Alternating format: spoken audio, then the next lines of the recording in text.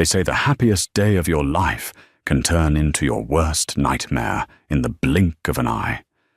For Victoria, that day was supposed to be her graduation.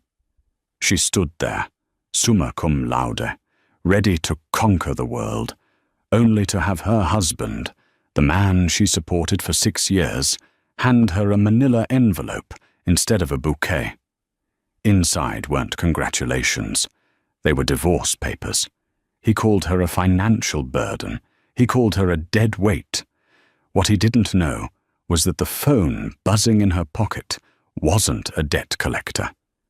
It was the CEO of Nexus Tech, waiting to sign an $800 million acquisition deal for the software she'd built in secret. And Liam? He was about to make the most expensive mistake in history. The sun beat down on the manicured lawns of Stanford University, reflecting off the sea of black caps and gowns. The air smelled of champagne, freshly cut grass, and the heavy perfume of expensive lilies lining the stage. For most, it was a day of unbridled joy. For Victoria Vance, it felt like she was walking a tightrope over a pit of vipers. She adjusted the gold tassel on her cap, her fingers trembling slightly. It wasn't the ceremony that made her nervous. It was Liam. She scanned the crowd of parents and partners searching for his face. Liam Blackwood, her husband of 6 years, the man whose medical school tuition she had paid for by working double shifts at a diner, the man whose ego she had nursed through every failed residency interview until he finally landed his prestigious position at St. Jude's Hospital. She spotted him near the back, standing under the shade of an old oak tree. He wasn't smiling. He was checking his watch, his face set in a mask of impatience that had become all too familiar over the last 6 months. Beside him stood a woman Victoria didn't recognize, a tall, sleek blonde in a red dress that cost more than Victoria's entire tuition. Probably a colleague, Victoria whispered to herself, forcing a smile onto her face. He's just stressed. He's here. That's what matters. Victoria Vance! The dean's voice boomed over the speakers. As she walked across the stage to accept her PhD in computer science, the applause was polite but distant. She didn't come from money. She didn't have a famous last name. She was the scholarship kid, the one who smelled like fryer grease for the first 3 years of her undergrad. She gripped the diploma, her heart swelling. I did it. We made it, Liam. She rushed off the stage, bypassing the photo ops, and made a beeline for her husband. Liam, she called out, waving the diploma. I'm done. It's finally over. Liam didn't move toward her. He didn't open his arms. He simply stood there, hands in the pockets of his tailored navy suit, watching her approach with a look of cold detachment. The blonde woman next to him smirked, taking a sip of iced coffee. Congratulations, Liam said flatly. It sounded less like a celebration and more like a diagnosis. Is everything okay? Victoria's smile faltered. You look upset. I'm not upset, Victoria, Liam said, his voice smooth and terrifyingly calm. I'm just realistic. Look, we need to talk. Now, before you go off to whatever little celebration party your friends are throwing. Celebration? Victoria laughed nervously. Liam, the celebration is with you. I booked that table at Le Bernardin, remember? Tonight is about us starting our real lives. No more tuition, no more late nights studying. Liam let out a short, sharp sigh. He pulled a thick manila envelope from his inside jacket pocket. There is no us anymore, Victoria. The noise of the crowd seemed to drop away, replaced by a high-pitched ringing in her ears. What? I'm leaving you, he said, thrusting the envelope into her hands. These are divorce papers. My lawyer drew them up this morning. I wanted to give them to you now, so you can't say I wasted any more of your time. Victoria stared at the envelope. It felt heavy, like a brick. On my graduation day. Liam, is this a joke? It's not a joke. The blonde woman spoke up, her voice like honey laced with arsenic. She stepped closer to Liam, linking her arm through his. Liam has outgrown this arrangement. He's a top surgeon now. He needs a partner who fits his lifestyle, not a student drowning in debt. Victoria looked from the woman to Liam. Who is she? This is Jessica, Liam said, not an ounce of shame in his eyes. She's the daughter of the chief of surgery, and she's right. Victoria, look at you. You've spent the last 6 years with your nose in a book or flipping burgers. I'm moving up in the world. I need someone who can help me navigate high society, not someone I have to apologize for. I paid for your degree, Victoria whispered, her voice shaking. I worked 3 jobs so you wouldn't have to take out loans. I ate ramen for 4 years so you could have a nice apartment. And I appreciate the charity, Liam sneered. But let's be honest. You were an investment that didn't pay off. You have a PhD in what? Coding? Great. You can go fix computers at a library. I'm saving lives. We are not the same. He checked his Rolex, a gift Victoria had bought him for his graduation, draining her savings account to do it. Sign the papers, Liam commanded. I'm offering you a clean break. No alimony. You keep your student debt, I keep the house and the car since they're in my name. It's generous, considering I've been the one paying the mortgage for the last 6 months. Victoria looked down at the envelope. Then she looked at the blonde woman, Jessica, who was looking at her like she was a stray dog that had wandered into a gala. A vibration buzzed against Victoria's hip, her phone. She ignored it. You think I'm a burden? Victoria asked, her voice quieting. I think you're an anchor, Liam said cruelly, and I'm done dragging you along. Goodbye, Victoria. He turned his back on her.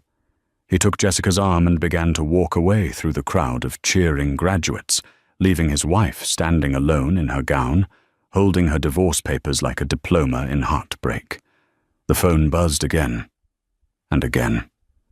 Victoria wiped a single tear from her cheek. She looked at the caller ID. It was Marcus Thorne. Wait, no Thorne. Correction. It was Marcus Sterling, CEO of Aurora Tech. She took a deep breath, her sadness instantly hardening into something cold and sharp. She answered the phone. Hello? Victoria. Marcus's voice was electric with excitement. Where are you? The board is assembled. The investors from Dubai are here. We have the $800 million check ready. We just need your signature to close the acquisition of your AI algorithm. Are you coming? Victoria looked at Liam's retreating back. I'm on my way, Marcus, she said. And prepare the legal team. I have a second document I need to sign today. The boardroom of Aurora Tech was a fortress of glass and steel overlooking the San Francisco skyline. It was a world away from the dusty campus lawn. Men in 3-piece suits that cost more than Liam's car sat around a mahogany table that seemed to stretch for miles. When Victoria walked in, she wasn't wearing a power suit. She was still in her simple white graduation dress, having discarded the gown in a trash can outside. Her eyes were red-rimmed, but her chin was held high. The room fell silent. Marcus Sterling, a man known for eating competitors for breakfast, stood up immediately. He was 50, silver-haired, and radiated power. He walked over to Victoria with a reverence usually reserved for royalty.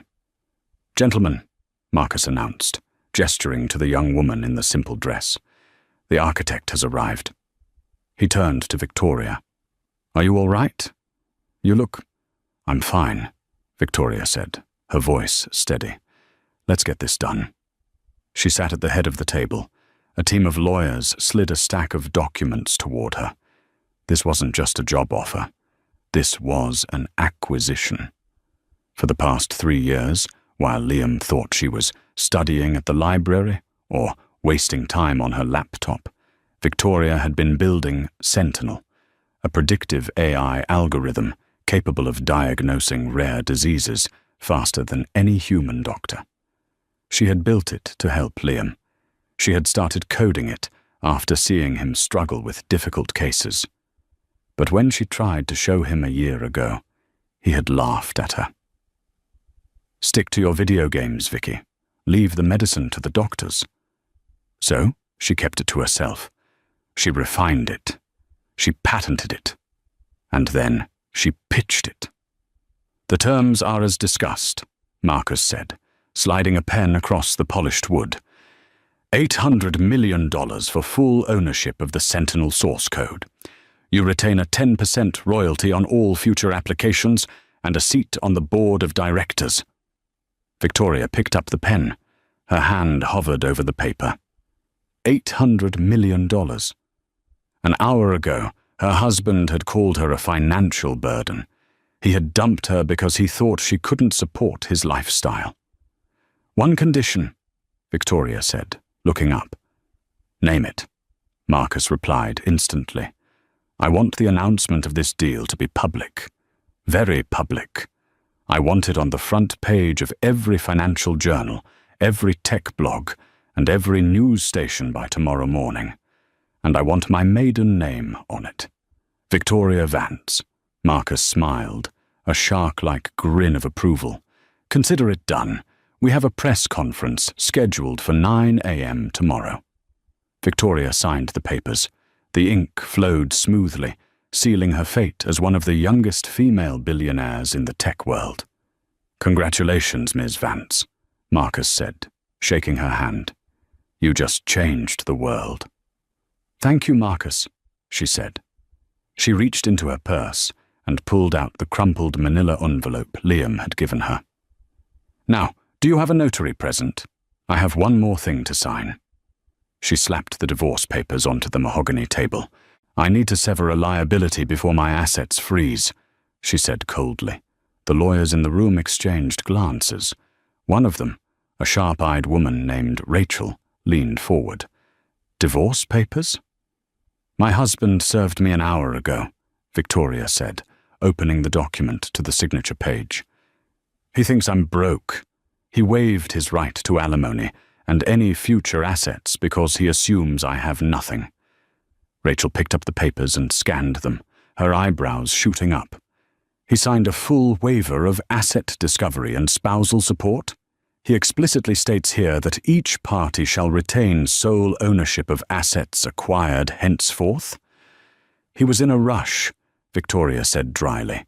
"He has a dinner reservation." Rachel let out a low whistle. "He just signed away his claim to half of an $800 million fortune. If you sign this now, before the bank transfer hits your account, he gets nothing. Absolutely nothing." "That's the plan," Victoria said. She signed the divorce papers with a flourish, right next to where she had just signed the deal of a lifetime. 3 days later, Liam Blackwood sat in the doctor's lounge at St. Jude's Hospital. He was feeling good. Jessica had moved in the night before, bringing her expensive art and her even more expensive taste in wine. The divorce was processing smoothly. He felt lighter, unburdened by the dead weight of a wife who was just a perpetual student. "Hey, Liam," called out Dr. Aris, a senior surgeon Liam was desperate to impress. "Have you seen the news?" "I don't have time for news, Aris. Too busy saving lives," Liam said with a charming smile, pouring himself coffee. "You might want to make time for this," Aris said, pointing to the large TV mounted on the wall. "It's about that new medical AI. The hospital is thinking of licensing it. It costs a fortune, but it's revolutionary." Liam glanced at the screen. A CNN anchor was speaking excitedly. "The tech world is reeling this morning after the historic acquisition of the Sentinel AI system. The deal, valued at $800 million, was closed late yesterday by Aurora Tech." $800 million, Liam whistled. "Whoever built that is set for life." But the real story is the creator, the anchor continued.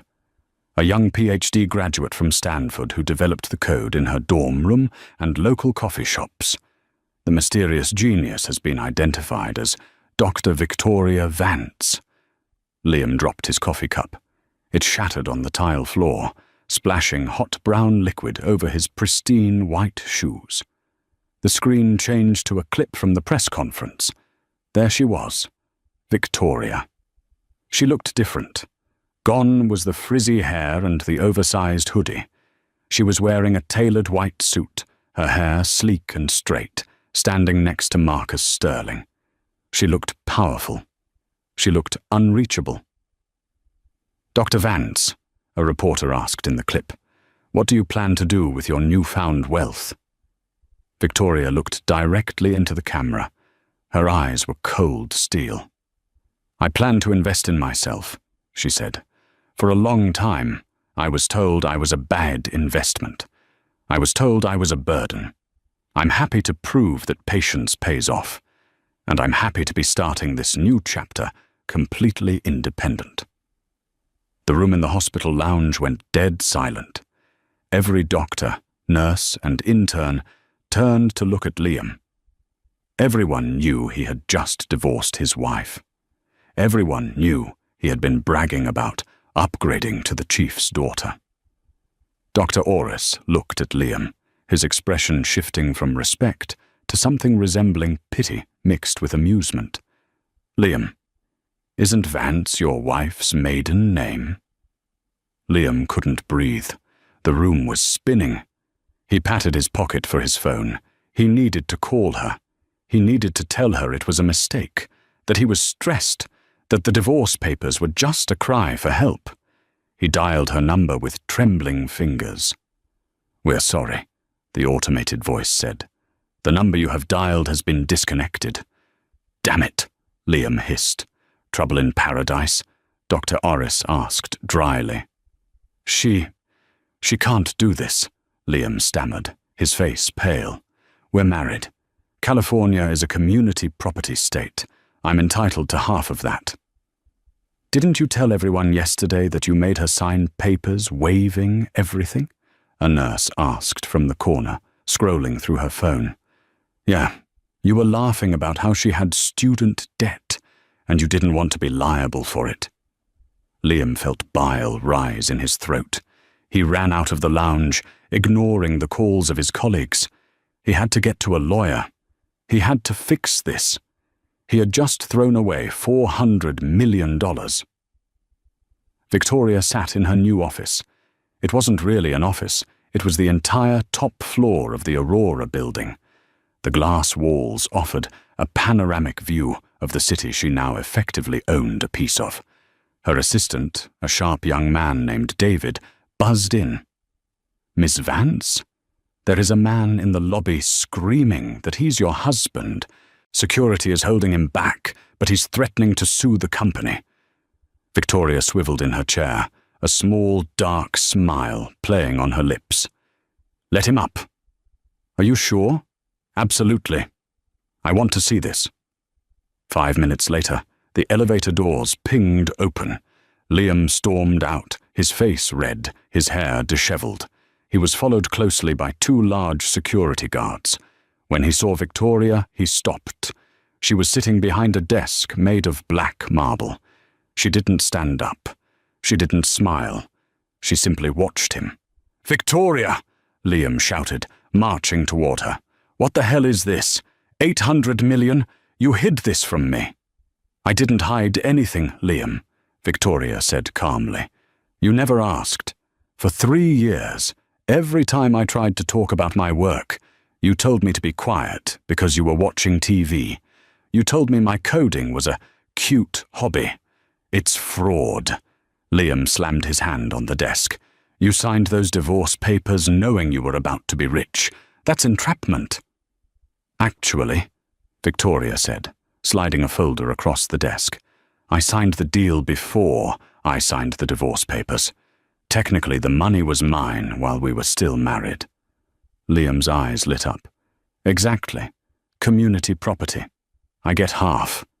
"But," Victoria continued, her voice dropping an octave.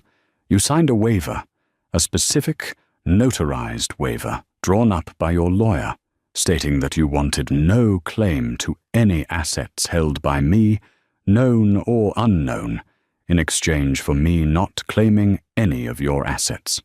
You were so terrified I'd take your Honda Civic that you signed away $1 billion fortune. I can challenge that, Liam stammered. I was under duress. You were under the influence of your ego, Victoria corrected, and Jessica. At the mention of her name, Liam flinched. Speaking of Jessica, Victoria said, leaning back, I heard St. Jude's is looking to upgrade their diagnostic systems. They're my first client. I just got off the phone with the chief of surgery, Jessica's father. Liam went cold. You talked to Dr. Calloway? I did.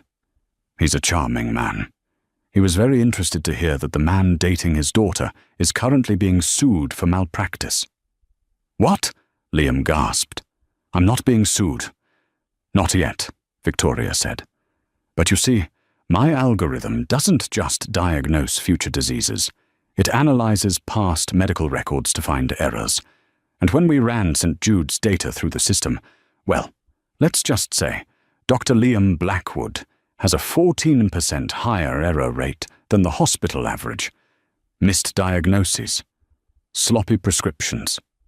Liam gripped the edge of the desk. You're ruining me. I'm just presenting the data, Victoria said. Dr. Calloway was very grateful. He hates liability.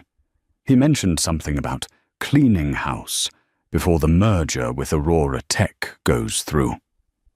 You bought the hospital? Liam whispered, horror dawning on him. I bought the board, Victoria corrected. And I don't think they want a surgeon who discards things the moment he thinks they have no value. It shows poor character. Liam fell to his knees. The arrogance was gone. The doctor who thought he was a god was now just a man, in a rumpled suit, kneeling on a plush carpet. Vicky, please, he begged, tears welling in his eyes. I'm sorry. I was an idiot. It was Jessica. She got in my head. I still love you. We can fix this. Please don't take my job. Don't take my life. Victoria stood up. She walked around the desk and stood over him. She looked down at the man she had loved for 6 years, the man she had sacrificed everything for. She felt nothing. No hate. No love. Just indifference. You didn't just divorce me, Liam, she said softly. You tried to erase me. You wanted me to leave with nothing so you could feel big. Now you know how it feels to be small. She pressed the intercom button on her desk. David, escort Mr. Blackwood out, and inform the front desk that if he returns, they are to call the police. Victoria, Liam screamed as the guards grabbed his arms. You can't do this. I made you. No, Liam, she said, turning her back on him to look out at the city. You didn't make me. You just held me back. The weeks following the confrontation in Victoria's office were a blur of flashbulbs and ink. Victoria Vance wasn't just a wealthy woman. She had become a symbol. The media dubbed her the Iron Cinderella, the genius who scrubbed floors to pay for a husband who discarded her, only to buy the castle he lived in. While Victoria was gracing the cover of Forbes and Vogue, Liam Blackwood's life was unraveling with terrifying speed. The suspension from St. Jude's had been immediate. Dr. Calloway, Jessica's father, had tried to frame it as a temporary administrative leave to protect his own reputation. But the hospital grapevine was ruthless. Everyone knew Liam was under investigation because of the data Victoria's Sentinel system had flagged. But Liam wasn't ready to give up. He still had Jessica. Or so he thought. You need to stop pacing, Liam. You're wearing a hole in my Persian rug, Jessica snapped, looking up from her phone. They were in her penthouse apartment. It was the only place Liam could stay. The bank had foreclosed on his house faster than expected, once his salary was frozen. "They can't fire me, Jess," Liam said, his voice ragged. "I'm a Blackwood. I'm the best surgeon they have. Your dad knows that. You need to talk to him. Tell him to reinstate me." Jessica sipped her kale smoothie, her eyes cold. "My father is trying to save his own skin. That algorithm of your ex-wife's didn't just catch your mistakes, Liam. It flagged systemic negligence in the entire surgical wing. The board is talking about a complete audit. You're toxic right now." "I'm toxic," Liam laughed bitterly. "I did this for us. I left her for you. And what a prize you turned out to be," Jessica muttered. She stood up, smoothing her dress. "I'm going to the Obsidian Gala tonight. You should stay here. Order a pizza. Try not to look so desperate." "The Obsidian Gala?" Liam's head snapped up. "That's the biggest networking event of the year. Everyone will be there. The board, the investors, Victoria." "Exactly," Jessica said. "Which is why you're not coming."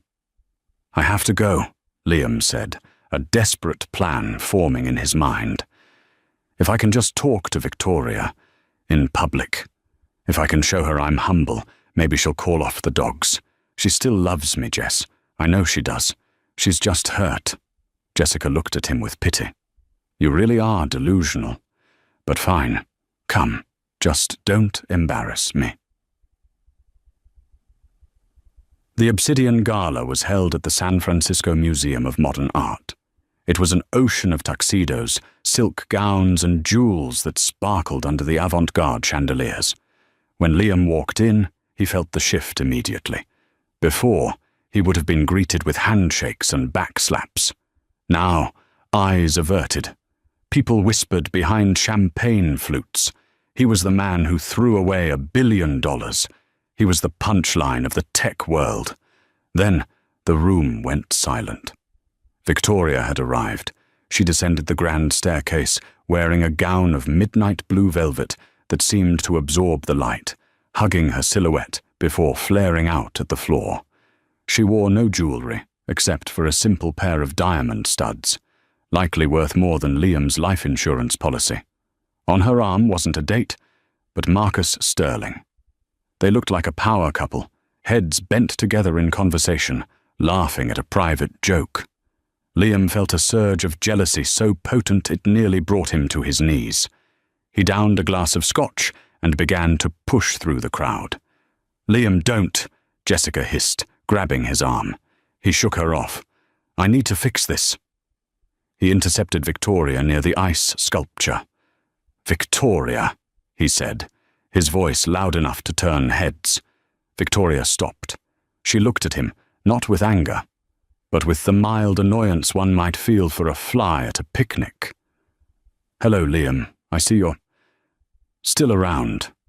"We need to talk," Liam said, putting on his best sensitive doctor face. "Please, just 5 minutes, away from the cameras." "I have nothing to say to you," Victoria replied, turning back to Marcus. "Shall we get a drink, Marcus?" "Wait!" Liam stepped in front of her, blocking her path. The crowd gasped. Security guards tensed on the perimeter. "Vicky, look at me.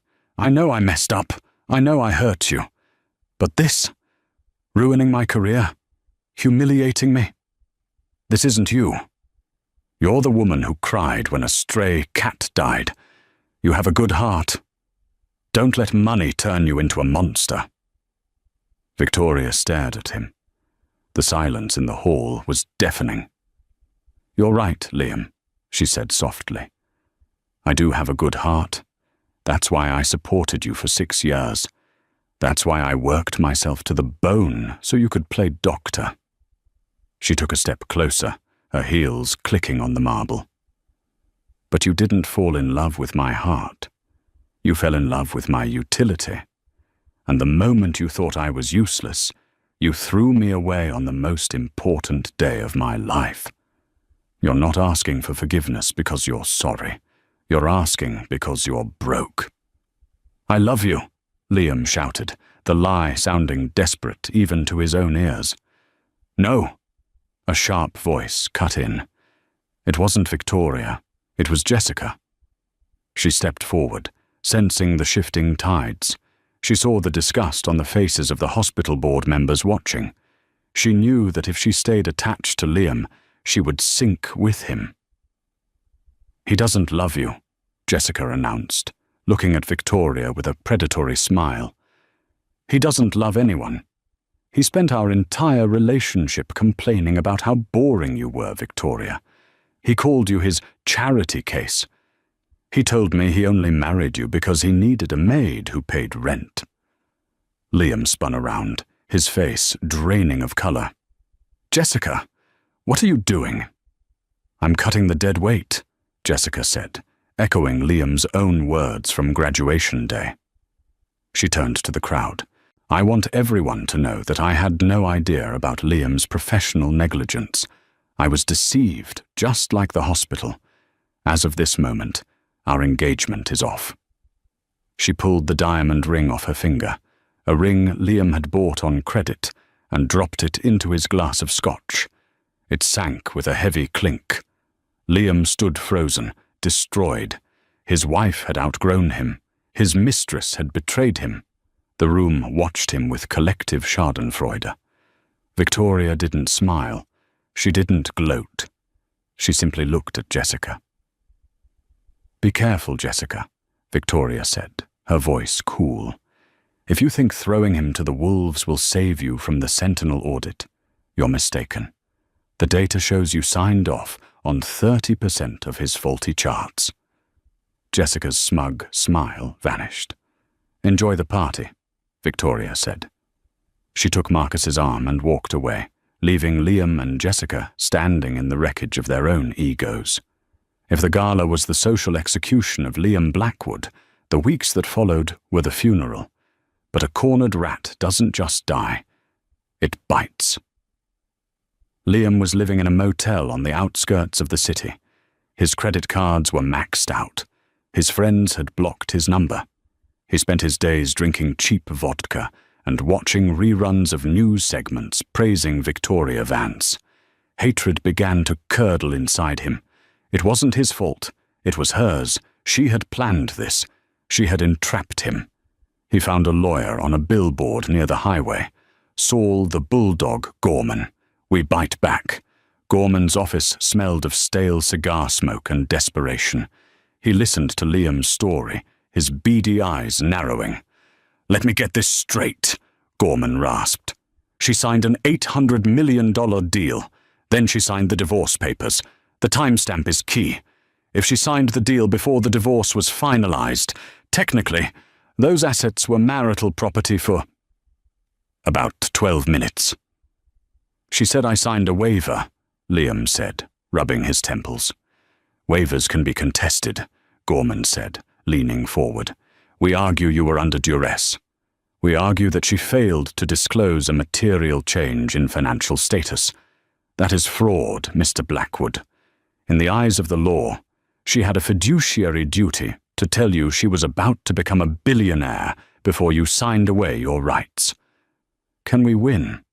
"We don't need to win," Gorman grinned, showing yellow teeth. "We just need to make it ugly enough that she pays you to go away. We sue for half, 400 million, plus damages for emotional distress and defamation regarding your medical license." The lawsuit was filed 3 days later. It hit the news cycle like a bomb. Ex-husband sues tech mogul for $400 million claims fraud and entrapment. Public opinion, which had been firmly on Victoria's side, began to wobble. People loved a rags-to-riches story, but they loved a scandal even more. Was it possible she had tricked him? Was she as calculating as she seemed?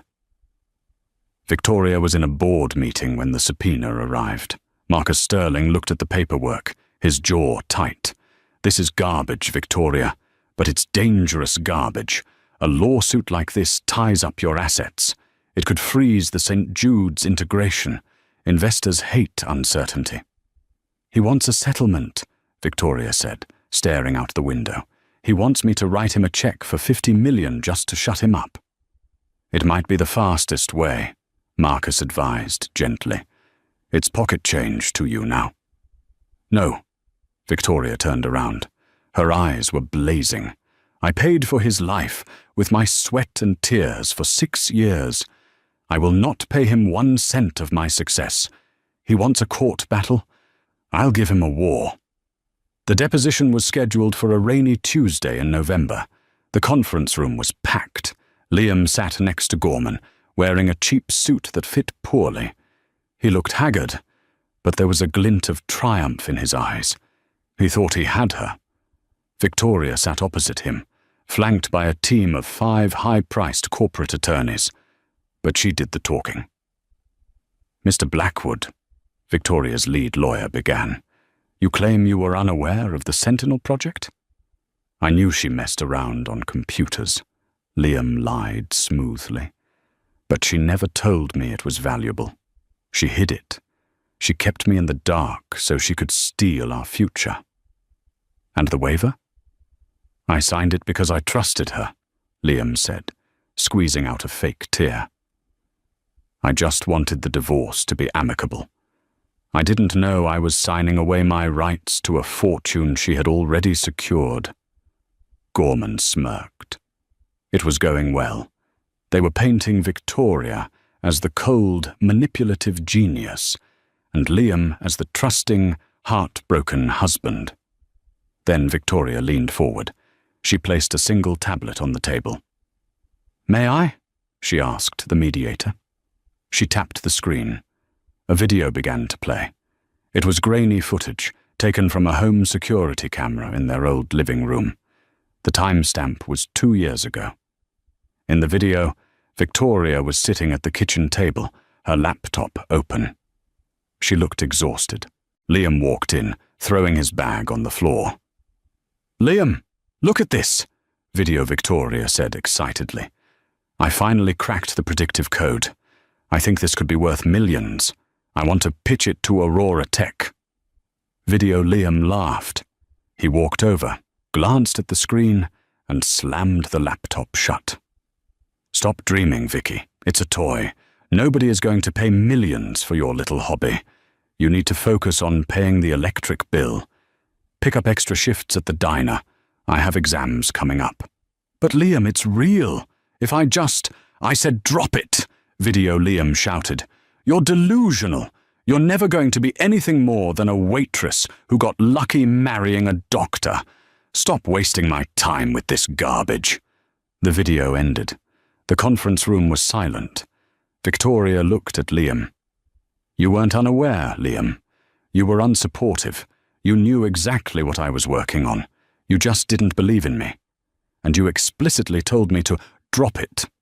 That is legal abandonment of the asset." She swiped to the next file.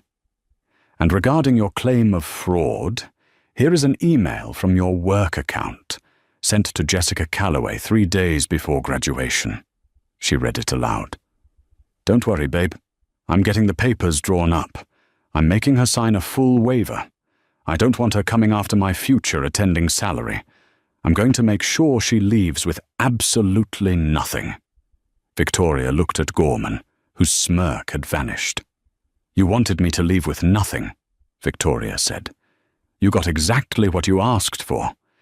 This email proves premeditated intent to defraud me of your future assets. You were the one trying to hide money, Liam. I just beat you at your own game." Gorman closed his briefcase. He looked at Liam with disgust. "You didn't tell me about the email." I forgot," Liam stammered. "This deposition is over," Gorman said, standing up. "I'm dropping you as a client. Good luck paying my bill." Liam sat alone at the table.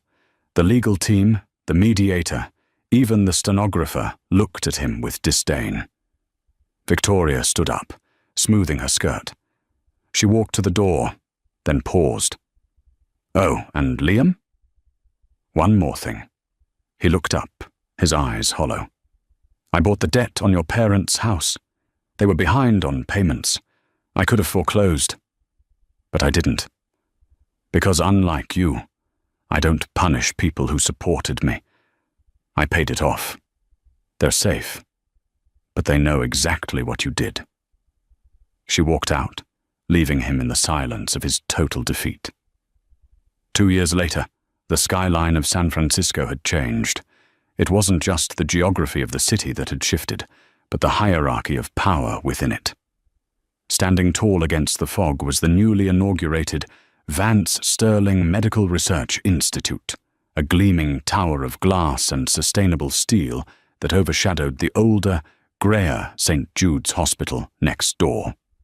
For Victoria Vance, the view from the penthouse suite of the tower was breathtaking, but she rarely spent time looking back. She was too busy looking forward. She stood before a floor-to-ceiling mirror in her private suite, smoothing the fabric of her silver gala gown. It was a far cry from the simple white dress she had worn to her graduation, the day her life had shattered and then reassembled itself into something diamond-hard. "You look invincible," a voice came from the doorway. Marcus Sterling leaned against the frame, holding 2 glasses of sparkling water. His hair was a little greyer, his smile a little softer than it had been in the boardroom 2 years ago. They weren't just partners in business anymore. They were partners in life. It had been a slow burn, a relationship built on mutual respect and intellectual rivalry, completely devoid of the transactional nature of her marriage to Liam. "I don't want to look invincible," Victoria replied, taking the glass. "I want to look like I belong here. Sometimes I still feel like the girl counting quarters for laundry." "That girl is the reason you do belong here," Marcus said, kissing her forehead. "Ready? The world is waiting. The governor is here. The press is here. And I believe your parents just arrived in the VIP suite." "Let's go," she breathed. 5 miles away, in a cramped studio apartment that smelled faintly of mildew and boiled cabbage, Liam Blackwood was struggling to tie his tie. It was the same tie he had worn on Victoria's graduation day, but it was frayed now, the silk worn thin. He checked his reflection in the cracked bathroom mirror. He looked older. The stress of the last 2 years had carved deep lines around his mouth and eyes. He wasn't Dr. Blackwood anymore. He was just Liam, a pharmaceutical sales representative for a third-rate company that sold generic painkillers to discount clinics. His medical license had been suspended for 18 months following the investigation triggered by the Sentinel data. He had eventually gotten it back, but no reputable hospital would touch him. He was a liability, a walking lawsuit. Tonight, however, he had a mission. He picked up the invitation on his counter. It wasn't addressed to him. It was addressed to Dr. Aris, his former colleague, who had pity-invited him as a +1 before cancelling last minute due to the flu. Liam hadn't told the organizers Aris wasn't coming. He needed to get into that gala. He told himself it was for closure. He told himself he just wanted to see her one last time, to show her he wasn't a monster. But deep down, a dark, desperate part of him hoped for a miracle. Maybe she missed him. Maybe she was tired of the cold, corporate world. Maybe, just maybe, she would see him and remember the good years. He grabbed his keys, not to a luxury sedan, but to a dented compact car he had bought off Craigslist, and headed out into the rain. The gala was a sensory overload. The lobby of the Vance Sterling Institute was transformed into a wonderland of white orchids and holographic displays showcasing the Sentinel AI's achievements. Liam handed his stolen invitation to the hostess. She scanned it, frowned slightly at the name, Dr. Aris, but looked at Liam's tuxedo and waved him through. He walked into the ballroom and felt the air leave his lungs. It was wealth on a scale he had never comprehended. He saw senators, tech moguls and celebrities, and everywhere, on every screen, was Victoria's face. He grabbed a drink from a passing waiter, his hands shaking. "Impressive, isn't it?" Liam froze. The voice was familiar, but it lacked its old venom. He turned to see Jessica Calloway. She looked different, too. The arrogant shine was gone. She was wearing a dress that was clearly a season old, and she was standing alone near the buffet, looking tired. "Jessica." Liam nodded warily. "I didn't think you'd be here." "My father forced me to come." She sipped her wine, her eyes scanning the room bitterly. "He's trying to secure a partnership with Victoria. He thinks if I'm here, it shows goodwill. I think it just shows we're desperate." How is life?" Liam asked awkwardly.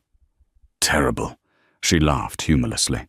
"After the scandal, the country club crowd dropped me. Daddy's reputation took a hit because of you, Liam. He blames me. I'm currently managing a dental office in Oakland." "Me? A dental office?" She looked at him with a mixture of hatred and camaraderie. Two fallen stars, burning out in the atmosphere of Victoria's ascent. "She's over there." Jessica nodded toward the center of the room. The crowd parted. Victoria was laughing at something the governor said. She radiated light. She looked happy. Not just rich, but genuinely, deeply happy. Liam felt a physical ache in his chest. It wasn't love. It was the agonizing realization of loss. He had held a diamond in his hand and thrown it away because he wanted a shiny piece of glass. "I'm going to talk to her," Liam said, setting his glass down. "Don't do it," Jessica warned. "It's pathetic." "I have to." Liam pushed through the crowd. His heart hammered against his ribs. He rehearsed his speech. "Victoria, I'm sorry. I've changed. I'm a better man now." As he got closer, security guards tensed, recognizing him from the "Do Not Admit" list that had been circulated years ago. But Victoria saw him. She held up a hand, signaling the guards to stand down. She turned to face him. Marcus stood beside her, his hand resting protectively on the small of her back. "Liam," Victoria said. Her voice wasn't cold anymore. It was just distant, like she was greeting a stranger she had met once at a bus stop. "Victoria," Liam choked out. "You look incredible." "Thank you," she said politely. "I assume you're here with Dr. Aris?" Yes." He couldn't make it. Liam took a step closer. "Vicky, I just wanted to say, I've been following your work. It's amazing. I'm proud of you." "Thank you," she repeated. There was no emotion in her eyes, no anger to fuel him, no love to save him, just a blank wall. "I'm working at a clinic now," Liam rambled, desperation creeping into his voice. "It's humble work, but it's honest. I've learned a lot about what matters.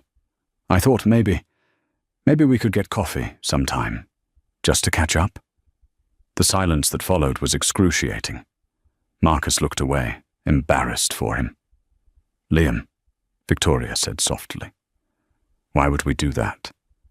"Because we were married. We have a history. We have a past," she corrected. "Not a history. History is something you learn from. You're just something I survived." "I made a mistake." Liam's voice rose, drawing stares. "I was an idiot, but I'm paying for it every single day. Look at me. I have nothing. Doesn't that make you happy? Haven't you had enough revenge?" Victoria tilted her head. "You think this is revenge?" She gestured to the room. "The Institute. Her life." "Liam, I don't think about you enough to want revenge. My life isn't a reaction to yours. My life is simply mine. You're not the villain in my story anymore. You're just a footnote in the first chapter. It was the ultimate dismissal. Hate would have meant he still mattered. Indifference was a death sentence." Suddenly, a commotion erupted near the stage. "Help! Someone help!" a woman screamed. A heavy-set man in a tuxedo, Senator Holloway had clutched his chest and collapsed onto the marble floor. The crowd gasped and surged back. "He's having a heart attack," someone yelled. Liam's instincts kicked in. This was his chance. This was his moment to prove he was still a doctor, still valuable. He pushed past Victoria and sprinted toward the fallen man. "Let me through! I'm a doctor!" Liam shouted, dropping to his knees beside the senator. He checked for a pulse. It was erratic. The senator was gasping, his face turning purple. "It's a myocardial infarction," Liam announced, loosening the man's tie. "I need a defibrillator.